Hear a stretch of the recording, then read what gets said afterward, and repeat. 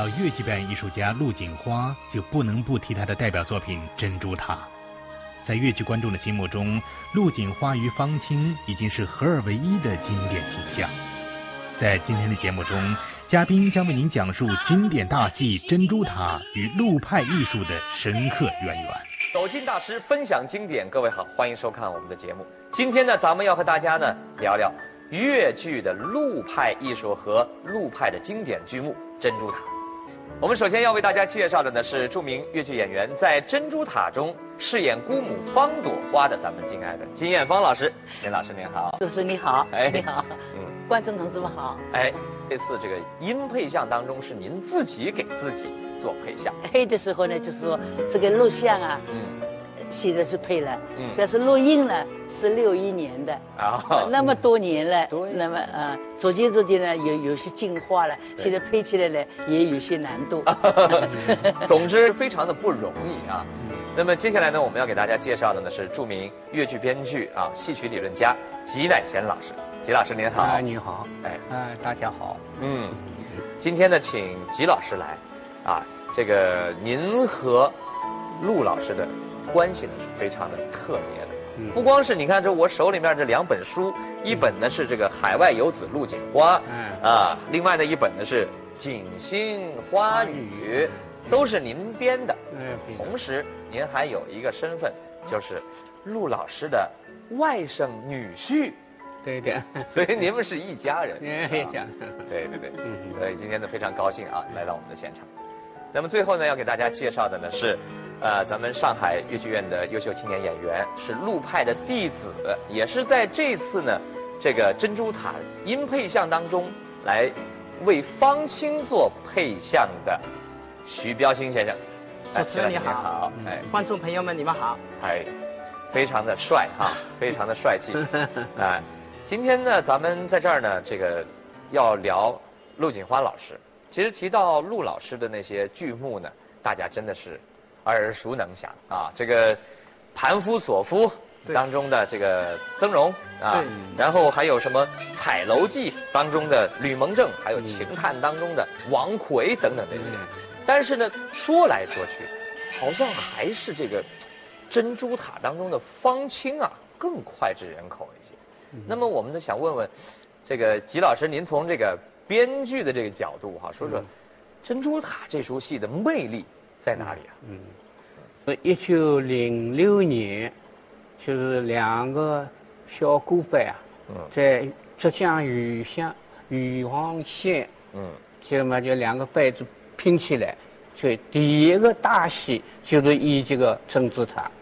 珍珠塔，所以珍珠塔它就是一个主题呢，它老百姓比较欢迎，对，就是弃兵爱富，对吧嘛？这个方清个人呢，人穷志不短，对吧？所以到第一则越剧开始演到现在去年18年了，18年，所以这个戏呢，它受观众欢迎。开头是演了1本戏。因为好像那么多人欢喜啊，所以第2本、第3本演了以后呢，观众啊，他农村里都很欢迎。那么所以有一句话呢，就是学会珍珠塔，走遍天下我不杀，我不杀了，饿不死，饿不死，所以这呢，所以说明观众很欢迎。那么1961年呢，在上海越剧院呢，就领导决定在编导演大家共同讨论，把3本戏啊，编得1本。那么所以陆锦花和我们金老师一道的，对，主要这个戏是这个戏，这个戏。看一下这个照片啊，这就应该是当时的后金姑，是吧？这是当时那个照片。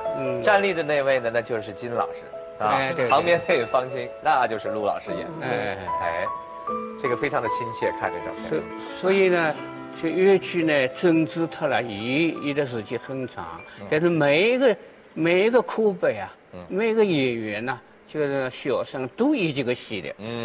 对，都演这个戏。对，但最后呢，留下来的种种保留节目是陆派陆锦花的。方清，对，演这个方清啊，好像最脍炙人口的还是陆派的这个方清。从小歌班时代演到如今，方清这个角色深入人心，流传广泛。1961年，上海越剧院重新整理演出《珍珠塔》，陆锦花饰演的方清从此深深烙印在观众的心中。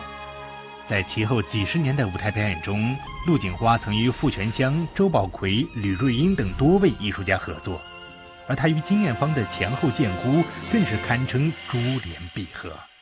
金老师，您一直在这个舞台上这跟陆派一起搭档，您觉得这个陆派这个方清啊，他为什么能这么吸引人呢？方清呢，他是横穷来偷亲的，一般讲起来是阿皮裳，脱鞋子的这个，不是穿高靴的，对，是吧？那么他是阿皮裳。陆锦花有个特点呢，他一出场呢，不是口如是脑。非常自卑的这种样子，因为他这个出身还是富家子弟，穷的要自欺。今天我是因为去功名我是有把握的，就是没盘穿。我是借钱的，我借到了钱以后呢，我就可以去赶考，赶考了以后呢，我就可以做官。他是很有信心的，包括他母亲教育他都是这样子的，所以你去是吧？他是出场，一出场呢，他就不是好像手拿一个包裹雨伞啊，垂头丧气啊，很可怜的样子。他还是有一种蛮傲气的、蛮自信的这种，这是一点。对，就说陆老师的戏是不啦？他是从来没想到姑母会这样的剧情。对，所以他是很姑母面前的无话不谈了，是吧？还是比较小，比较年轻。他的那个表现呢，像是比较单纯的那种感觉啊。这个小方清讲呢，我是来借钱的，一来二来，他这个是完全是也是一种附带的，主要是来借钱的，借钱嘛也没什么关系。那你要借多少了，是吧？他讲借300两，300两现在讲起来不是个小数目，对，现在是借3万块，是吧？对，那你借的盘川，你是上京去赶考了。你300两什么？他讲的100两么怎么样？100两么怎么样？100两怎么？哎呀，这个用钱是花水一样的，一样东西就是100两，一样东西那当然了，那300两是要的，是不算多呀，是吧？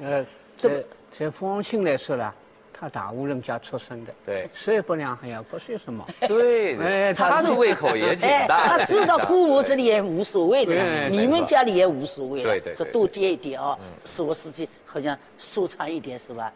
那么他想根本能得狮子头开了，能假期什么时候来还呢？他说我等了有功名了以后了，我一本一利的还你。那你这个话就不对了，自己亲戚借的钱有什么利息呢？对，这个小的食言了，小的食言了，这个对的。找他一看呢，你像做官了再还，那么要是你没有官呢，他是看他这个样子了，不大会做官。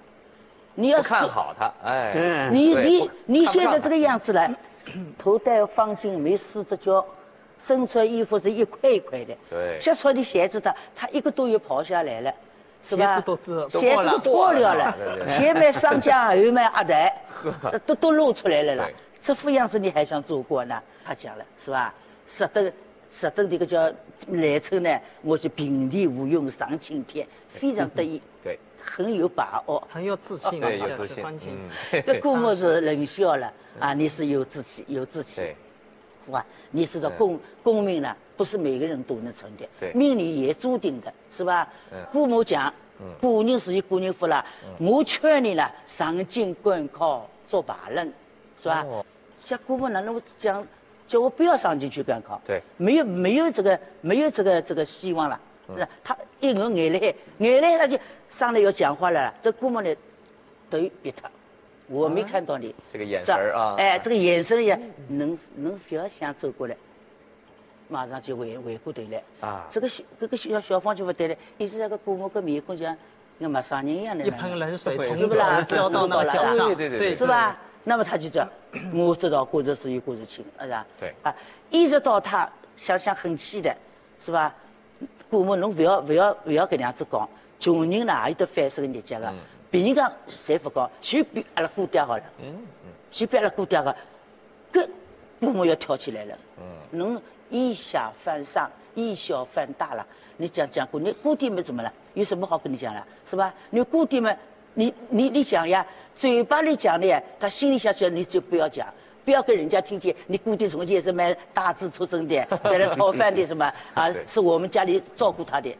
就说他母亲告诉他的事情，他都讲出来。这揭老底儿呢，这是。揭老底儿，细葱根了，是吧？对。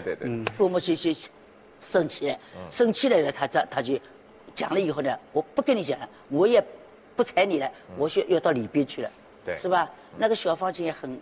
当时就是陆老师把小方青的这个一个天真啊，这种很瓷器的这种东西都表现出来了。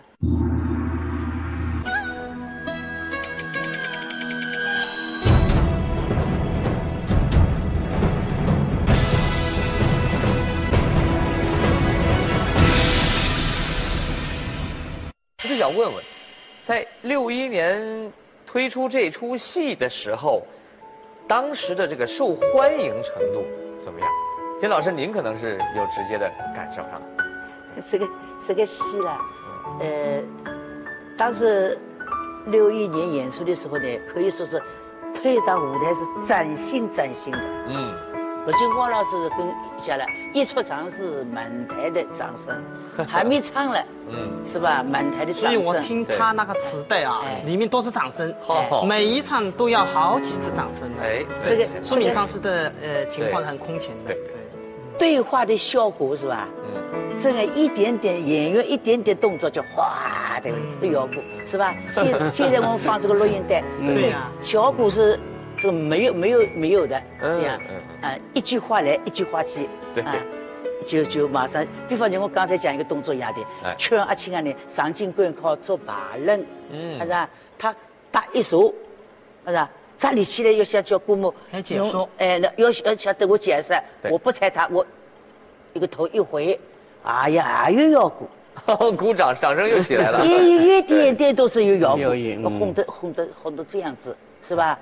这个到最后是后建国下来以后没有了，戏没有了，是吧？这掌声是谢幕，我们想了，导演想了3、4个谢幕，那个时候还没有的谢幕，现在这样子没有的。对。第一个谢幕呢，他们在谢幕了。这个方青啊，表姐啊，什么正面人物，这就是这样。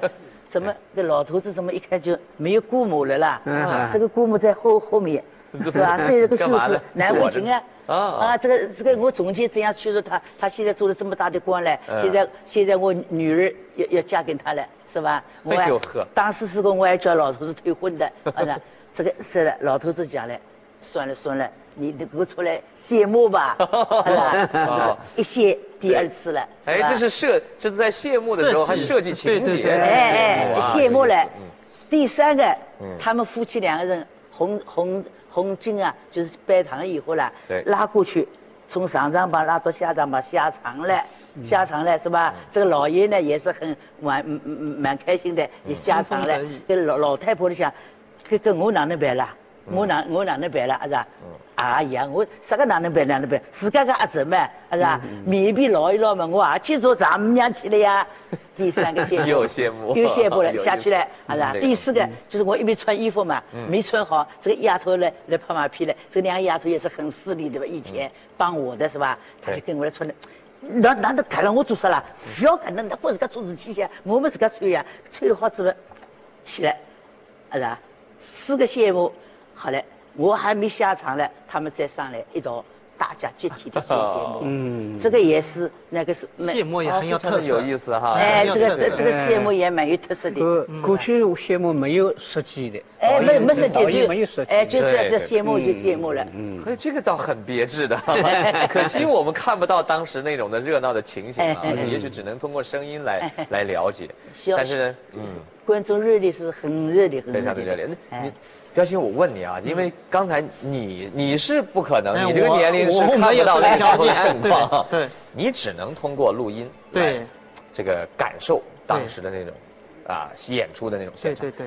那么其实这次呢音配像的时候啊，你也只能通过录音带来学习。对，这点上面你觉得困难不困难？压力很大，困难也很大，因为音配像毕竟不是你自己去表演对这个人物，你要通过这个音带，通过他的声音的一些处理，你自己就要去理解，对，你要理解这个老师为什么会这么说，而且他里面的这个鼓掌的声音啊很大，有的时候为什么这个地方会出现这么好的效果，对不对？你必须要自己的这种想象吧，你是一种想象，对，而且他的因为在我自己去表演方清的时候，有的时候我是自由的，是随着我的心理的节奏，我在舞台上跑、走、台步。那么要跟老师音配上的话，你必须要知道他这个过门，他的节奏到什么地方他要开口了，对，这个是非常难的。这就像那种我们配音演员一样，对，要码准了才行。对，所以一次一次的，我只能多听。听这个磁带，那么还有一个就是跟金老师两个人排，对，录音机放在旁边，里面放我们两个人动作，叫配合他，怎么配的比较准确吧，就是这个，一个就是他的节奏感，一个就是他的念白啊，他的唱腔啊，这是语气，对，是你领会以后要通过你徐标新再来塑造这个方清这个人物，对。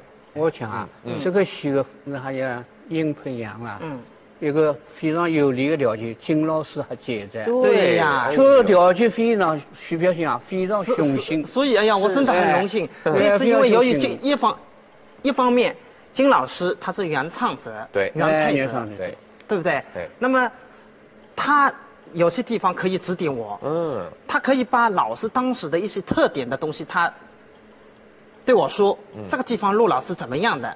比如说，陆老师啊，他特别，表演到这些很自信，很有骨气的时候，他的眼神，看上去很有一点傲的，他看着外界看上去好像眼神叫做左盼右盼，但是他有的加上他的肢体，就反映了他当时这种非常自信的这种动作，他眼神叫几下。叫马上，所以他这个眼神的东西啊，在观众当中影响最深了，很深很深。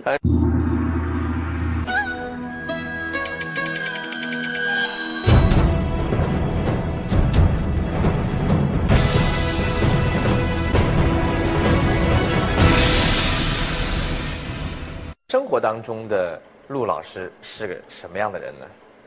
老师是一个很随缘的这么一个人，很平易的这么一个人，对，很随和的这么一个人啊。所以他教导我们学生也是这样的。我有几次打电话到美国去，老师就说，有的时候呢，你稍微要有一点阿 Q 的精神，那自己要对自己不要什么钻牛角尖吧，对不对？在这个百花齐放的这么一个戏曲园地里面，你不可能是万人迷，对，你有你追随的观众，你如果是万人迷的话，那么人家不是都要吃西北风啦，对不对？那他虽然这句话很朴实的，很直白的。但是他这句话很打动我们这个心的，对，我感觉到他做任何事情都应该有一个平常心去对待。你既然爱了这个事业，你应该有一点奉献精神，你不要去考虑到，哎呀，我奉献了以后，我想得到一些什么东西。对，他就是给我最大的这一个特点。我听您们这样描述下来的时候呢，我深深的感觉到，其实陆老师呢，不仅是在舞台上对艺术的感悟能力特别强，其实在生活当中啊，这感悟能力也特别强。对。所以也许呢，就我们统称为就是他的悟性呢非常的好。就因为有这么样强的悟性，所以呢，才有了现在呢，能够有这么受欢迎的陆派，还可以留下去。当然，更多的传承呢，寄托在徐标新的身上啊。那么今天呢，非常的感谢三位啊，来到我们的现场，告诉我们一个如此真实而富有魅力的啊陆锦华老师。在最后啊，我们和观众朋友呢一起来欣赏，就是您们1961年版的《珍珠塔》音配像的片段，咱们一起来看。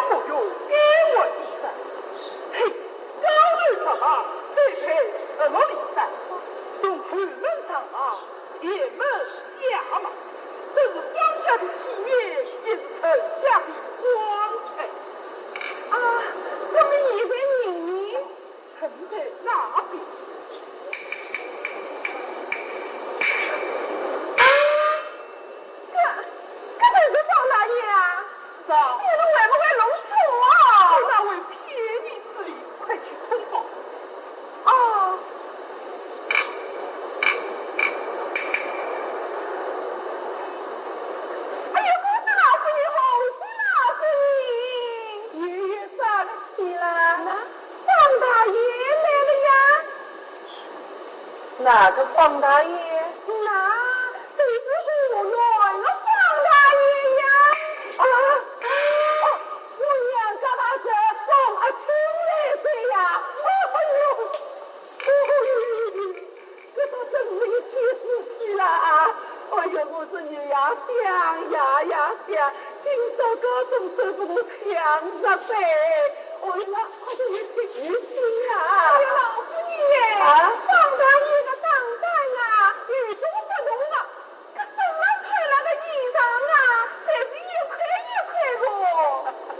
那啦，这是云南不是金香药，这是皇上亲赐的这宝衣呀！这宝衣呀！啊，这给老穿了个啥子啊？好像张开的师傅要吃你哦！这叫夫人去呀，对的夫嘞！哦呀，快点去女婿啊！今朝是要这难造货啊！少妇既是方大爷要口耳领赏，少妇的美人装那一身云宝。小妹。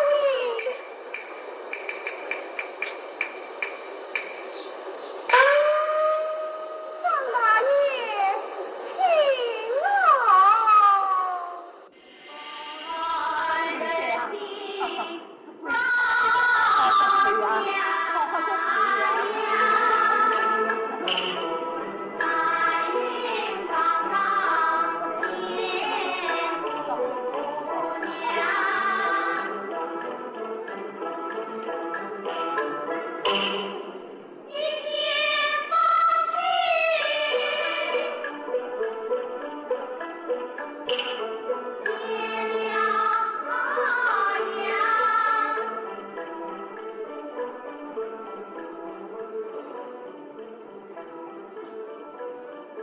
在上吊着当清妃，追起来，追起来！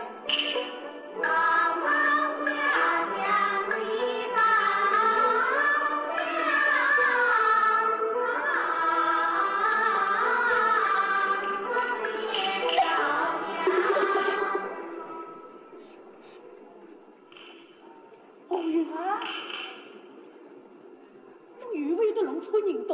老夫人，我是不会弄错的，这当时我不他讲了，老爷吩咐一定要带伊来先请花了老夫人。随后那个香草木有更闻一声，要从后门上门，进去了请了老爷。可是放假的体面，还上了更加的光彩。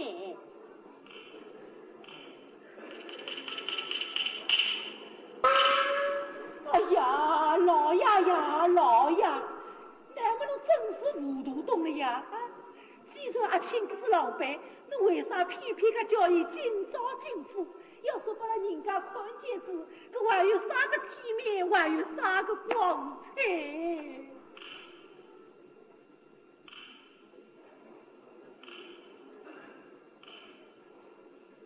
啊！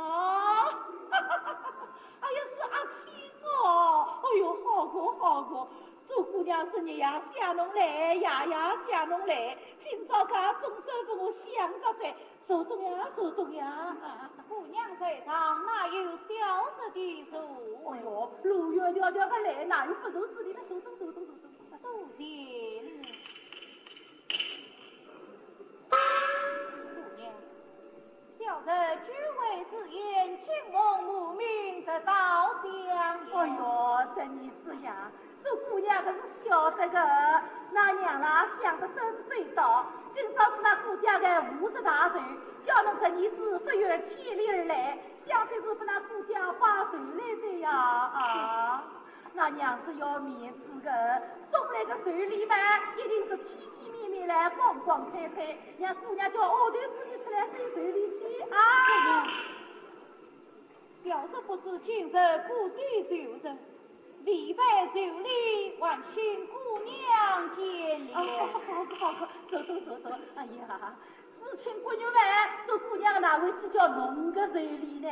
走动啊！哎呀，穷昏头在连道理都没了啦！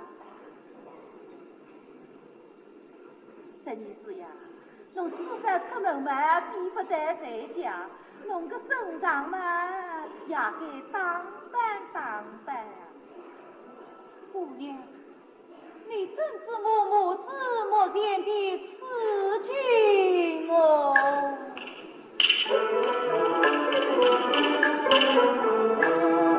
姑娘相两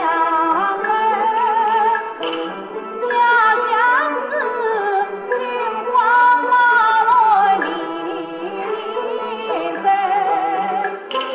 3年而光3年老，不曾将举无才，母家不由早回落，百官家在花人回，母子无有起身的，只落得苦受文高。好的，不要讲了起来啊！哎呦，阿弥陀佛，介许多个穷话啦，可要是不让人家听见子，我放假些事少一生，后代为如此不孝顺，你在家贫困谁知道？何苦也不管来襄阳出呀你病在来世到还有苦啊，今日里走到入门公家宾。哎呦，我被人看清呀，就是你这个几个精神恶头了。刚才一旁问大笑，叫我进来等见啊！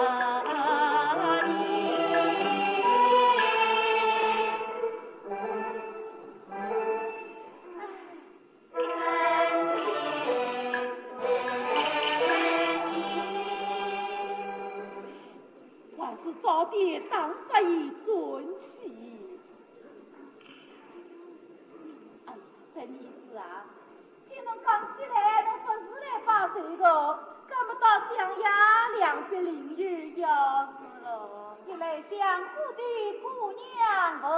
哦，哎呦，好个，这你是小人的哪儿？望上楼表。哎呦，也好个，他们想的还有哪山嘞？大山喽。那自家姑娘面前还有啥的我不好讲哎。姑娘，要得今个人一天，别唱银铺10余年，要得来生因死去，真乃是为郎修身高文春，得到襄阳去讨门。知青姑娘们为啥要讲价？侬要多少嘞？姑娘不多，把您300两。300两？哦哟，只知道开口银子用分多了，一开口就是300两。这儿子呀，侬讲价考本要将300两，侬怕啥个用的？100两到路给你，100两做安家粮，100两真等我银章上进啊！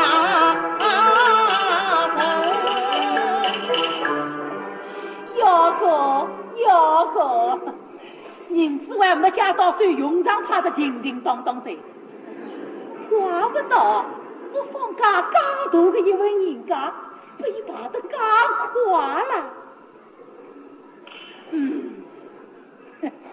大哥，这儿子呀，自家人们跟你们总归好商量的啊。姑娘，300两银子不晓得够不够哦？足有。哦，好个。哎呀，阿青啊，他们请决归请决，银子嘛归银子。侬今朝个假期打算几时头来跟我玩？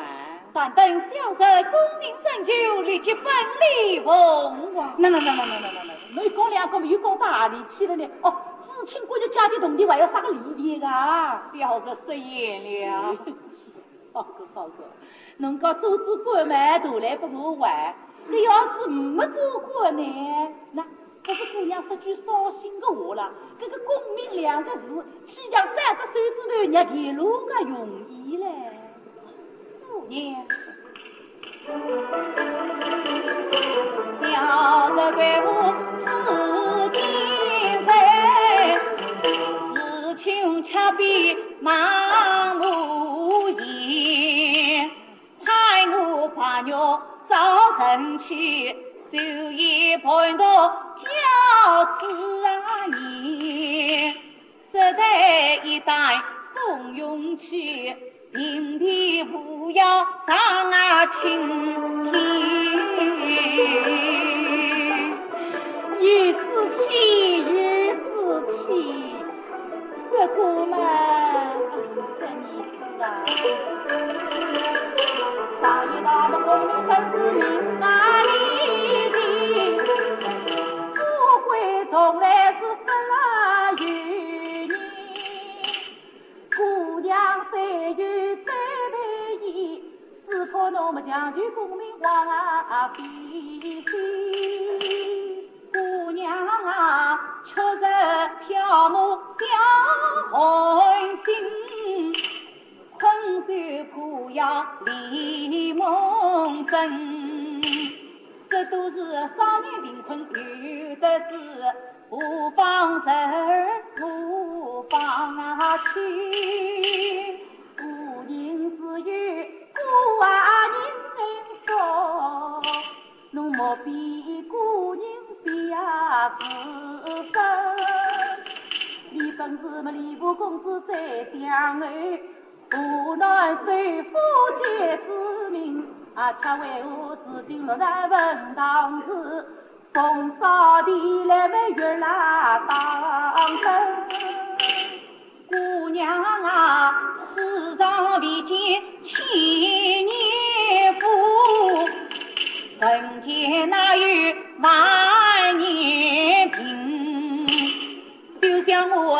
落乃本当时，看十月金鞍白马恨皇阿神。哎呦，我这个宝贝哟！啊，你怎能不金鞍白马恨皇阿神？姑娘是那伯牙梦里呀高兴，真乃是么世上最无千年夫，那人间恰有万年病。且看那古今多少个数字，聊到一时就分了半生。姑娘我虽不精通那吕装饰，莫以想法已动啊翻身，一眼看起不为错，全请那龙上金冠靠着来发冷。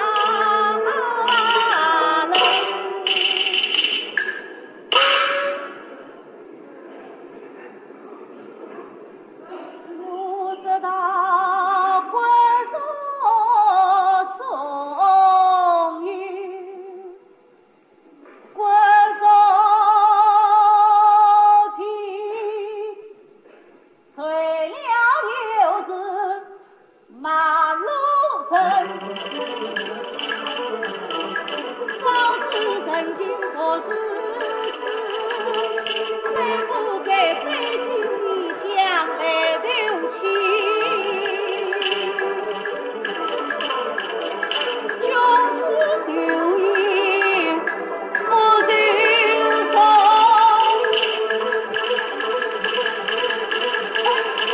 不要去乱村里。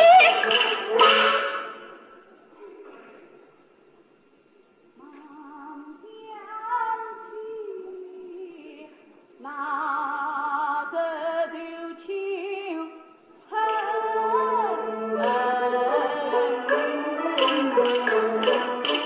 家中是只有一对儿孙望着面，三坑关上一娘亲。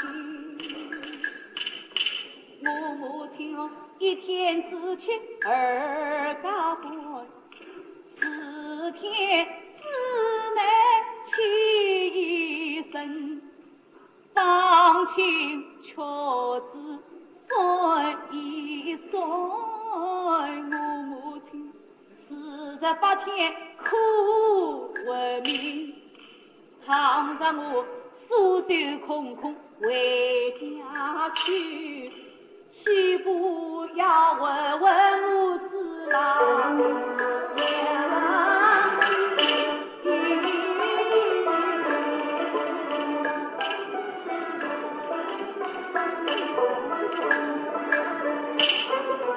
有的为生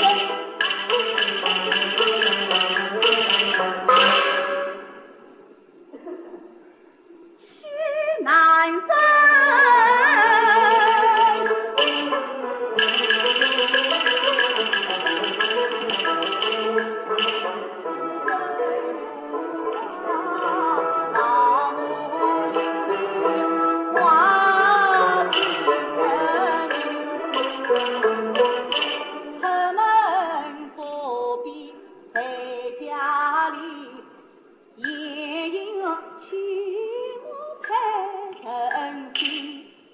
姑娘啥有不到此，离别真非要娘亲分。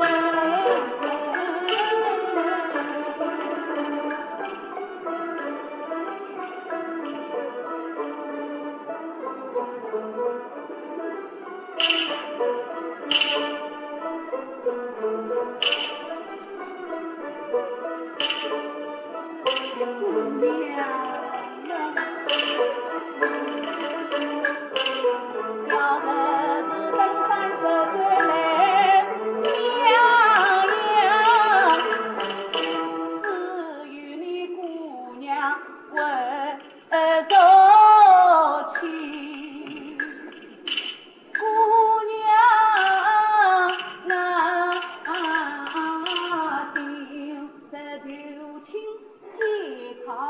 哟，明年大比要龙啊门，实在平生临用子，不忘姑娘在背。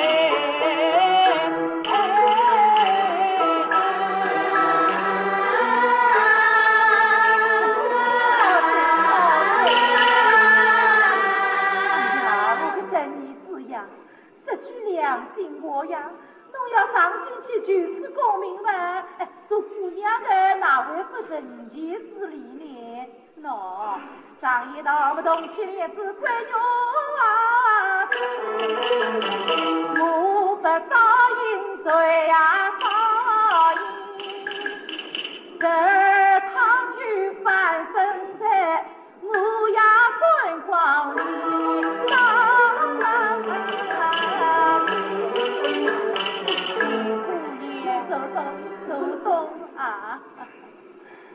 哎，今朝不家是不过门扉了。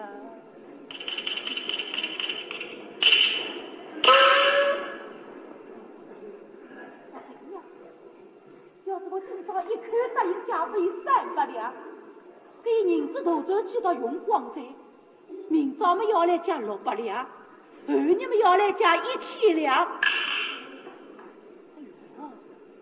这样子加了去呢，我陈家这个人家也要被扒光噻。常言道是，巧舌甜金嘛呀，总是甜不满个，不假。那么我总不能够让伊空手手家回去呀，多少总要不安逸个，也免得人家讲我做姑娘的不近人情。红色花，你说不长了。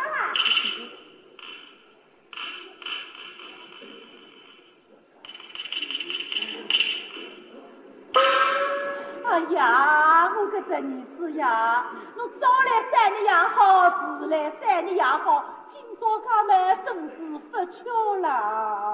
姑娘，早来3日真结那。侬早来3日嘛，这个大班二领老师他可是大不是这个老和尚，伊拉来花园，哦哟，老夫人哎，侬发发慈悲，云雾开开，晓得那姑娘是6人好事的，噶么个大气一支笔自家撕了刀写上300两。要是侬早来3日嘛，这个300两对我不晓得呀，也好嫁不侬噻呀。迟来3天，迟来3日嘛，那顾家船呀走过噻，姑娘放出去个四方洞里嘛，也陆陆续续个收进来噻，那么也好嫁不侬。今朝讲的真是吃素碰着肉头，不巧呀是不巧嘛。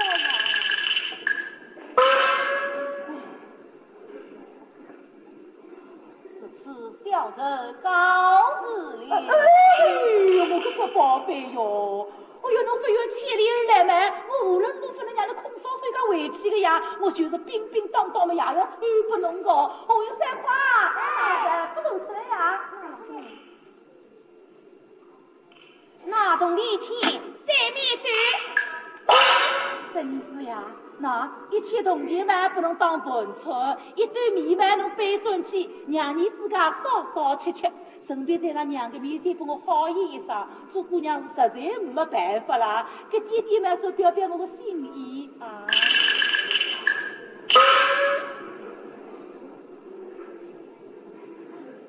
姑娘，小人就此有愧，请姑娘收回。那个我侬不要啊？哎哟，我个这宝贝呀，做姑娘的是已经算嫁不侬过在啊，可是侬自家不要，至于讲起来，不要讲我做姑娘的人不嫁。红云山花，那伊不要么那投进去，外面好为几个，总得把那门外盖好多发搞活子的。相信。好气，好气。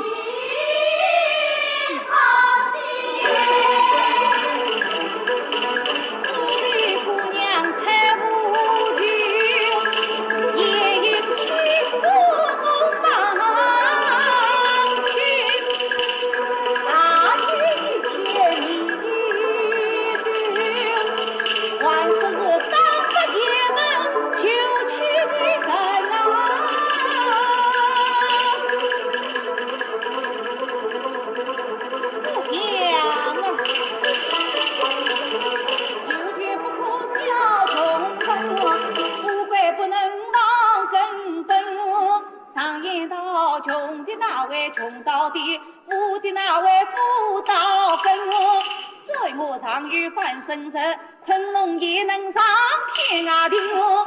先朝有代千不能，就比过的老大人。想当初落乃每闻古神迹，穷途落魄人困情。因与我祖爱在陪他，原来在一只妖精混上啊！侬是邪出啥？侬到来是红根山？不错，那顾家从前是穷的，可不也是才是萝卜呀？那顾家我上来就是荣耀富贵，满腹文采，头像西瓜一丝用我。可是做姑娘的老早自家困出的呀，侬啦，我也不能困成大在，侬是孤独鸡胸来一窍不通了。那，侬跟他对呢，也不像中国队嘛，也不像老部队，侬得想着改来队了。刚来的我头像改来翻身完难，10月6气侬还难免讨完。侬还想做过啦？为啥子么尽都是失去上进头上早该有做发明？为啥子品德端正心得好身为民万不忘心？为啥子么少年愚昧的大子都不为吃瓜路穿什么生？若是井底转我难翻身，千山困龙怎能圆？我老爷若难死于高官中，侬放心么只好永驻文堂门。姑娘啊，对到我来所以，请姑娘你什么事中要留在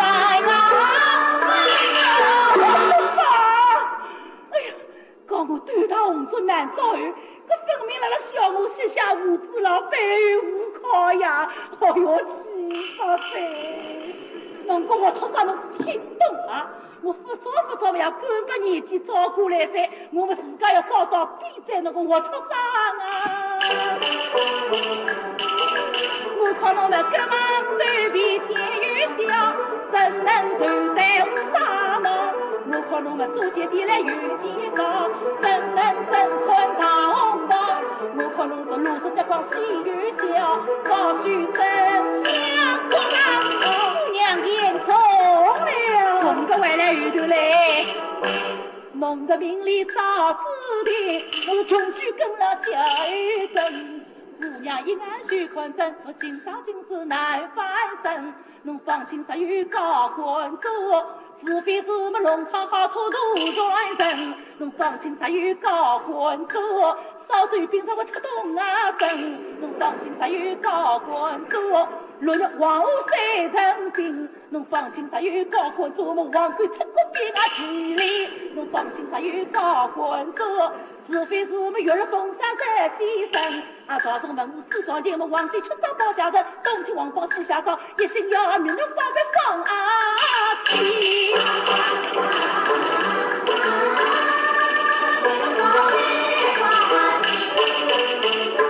昨天姑娘好叫兄，小日子没吃不忘记在心。老实来，从哪里去啊？回家。不去接纳顾家呗，小人衣衫褴褛，曲尽固定，岂不是有失你姑娘的体面，因此不介意吧？